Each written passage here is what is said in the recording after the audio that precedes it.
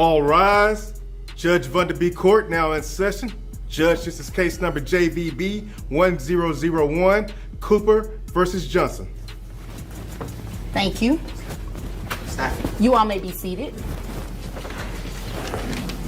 Okay, Mr. Cooper, you brought this case before the court. What's going on? Yes, Your Honor. I brought this case to court because I'd like to put myself on child support. How often do you hear about someone begging to be put on child support? That's exactly what Mr. Cooper is doing.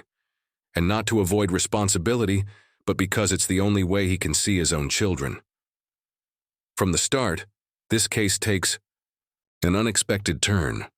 While most people try to escape child support, this father is sprinting toward it. It's obvious there's more to the story. Is this a pursuit of justice, or a form of revenge disguised as legal action? One thing is certain. When a parent willingly signs up for financial obligation just to gain basic access to their kids, it's not just desperation.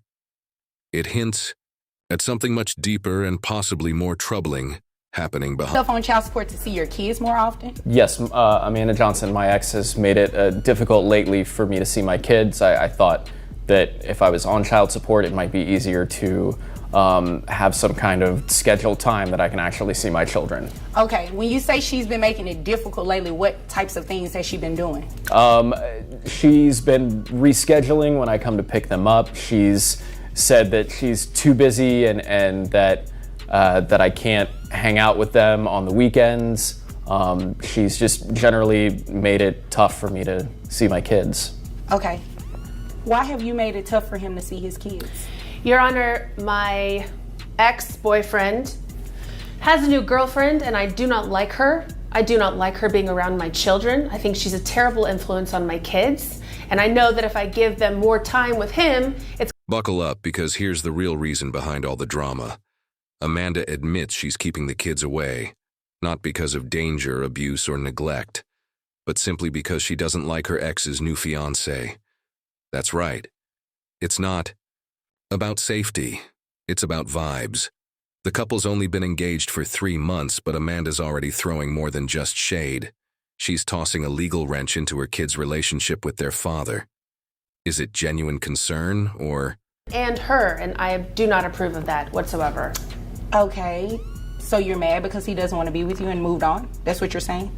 No, I'm mad because he has only been dating this woman for 3 months. Now suddenly they're engaged. I think she's a terrible person and I don't want my children to be around her. This is about the well-being of my children. This is about the well-being of your children, but you don't like her? Do you even know her? I have met her one time. It's a yes or a no. Have you even met her before? Technically, yes, I have met her before. Okay, so you met her one time. I know people who are friends with her. I've seen her. You know, on I'm not social going to do this tap dancing back and forth with you. You're going to answer my question when it's very direct. So you've met her one time.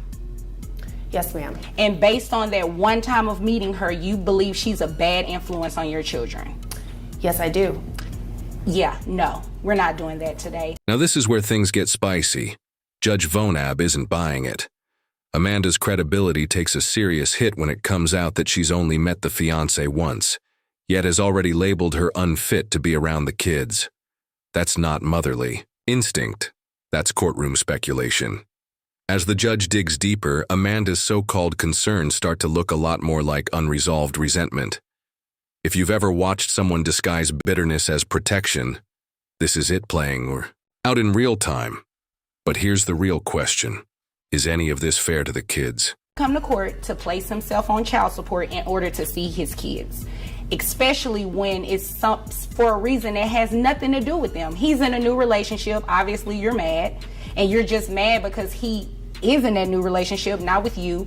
And because you're mad, you're trying to hold it against him with his kids. Oh, no, that has nothing to do with it. That's not how it works. Well, that's exactly what it sounds like.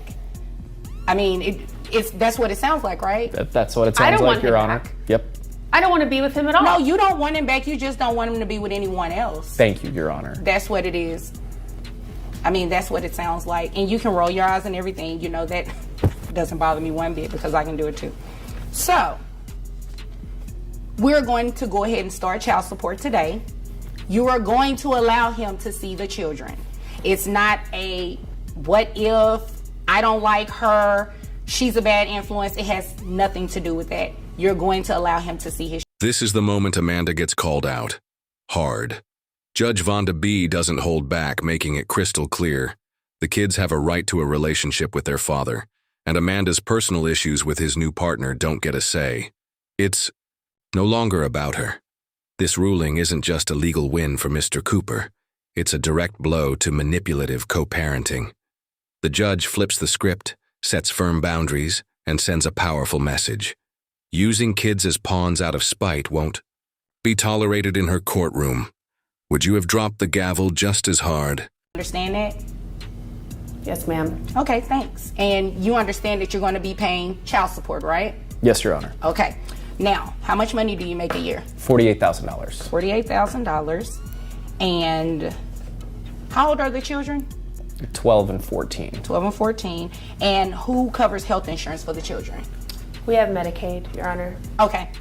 So just so you all are aware, Medicaid is not health insurance. It's a benefit it's provided through the state, to assist with the children going to the doctor and the hospital if needed or anything like that. So that, because it is from a state agency, you are going to have to pay it back to them, okay? Okay. And it's going to be included in your monthly obligation for child support. You understand? Okay. Okay. So I have your gross at $4,000 a month, which brings your net to $3,000. With emotions cooling down, it's time to talk numbers. Mr. Cooper brings in $48,000 a year, and now the court is crunching exactly how much of that will go toward child support. Medicaid's on the table too, and Judge Vonda makes it clear, while it's a state benefit, it still has to be reimbursed. There's no such thing as a free ride. It's a sobering reality. Wanting to be involved in your kids' lives is admirable, but it comes with a price. And now, $1,122.50 a month is on the line. Is that too steep or just the cost of stepping up? $50.01. So your child support obligation is $762.50. In addition to the Medicaid. So what happens is I have to take 9% of your gross, and that's the amount that you would pay back for Medicaid. That's what the law says has to be done. So 9% of $4,000 gives me $360. So when you add the two together, comes out to $1,122.50 a month. Now, if you were to enroll the children into private health insurance, which I'm sure you can find something a lot cheaper than $360, your child support amount would go down. Okay. Okay, so you have the option to do that. If you have private insurance through your employer, or if you want to enroll the children under something outside of your employer, you can do that. Okay. Okay, does that make sense? It does. Okay, all right. Do you all have any other questions for me? No, Your Honor. No, Your Honor. Okay, well, if there's nothing further, you all are dismissed. Thank you. Thank you. You're welcome. Judge Vonda B. wraps things up with a final twist, offering Mr. Cooper the chance to lower his payments by securing private insurance. It's a rare moment of empowerment in a space often ruled by strict orders and obligations. This isn't just about child support anymore. It's about having options. As both parties are dismissed, there's a noticeable shift. Amanda's grip has been challenged, and Mr. Cooper leaves with both legal rights and a clear path forward. If this case left you speechless too, don't forget to like, subscribe, and drop your thoughts in the comments. What would you have done differently?